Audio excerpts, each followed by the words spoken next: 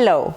Just before the holiday season, I would like to help you reflect if you have the best possible life experience, because life isn't only work.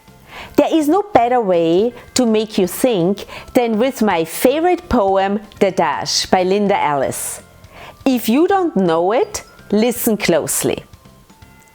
I read of a man who stood to speak at the funeral of a friend. He referred to the dates on the tombstone from the beginning to the end. He noted that first came the date of birth and spoke of the following date with tears. But he said what matters most of all was the dash between those years.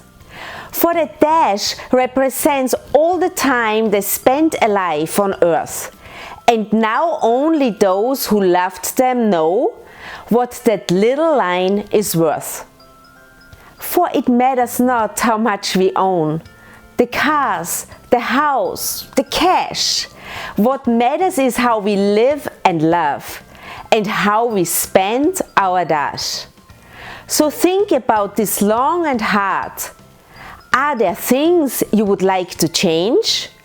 For you never know how much time is left that still can be rearranged.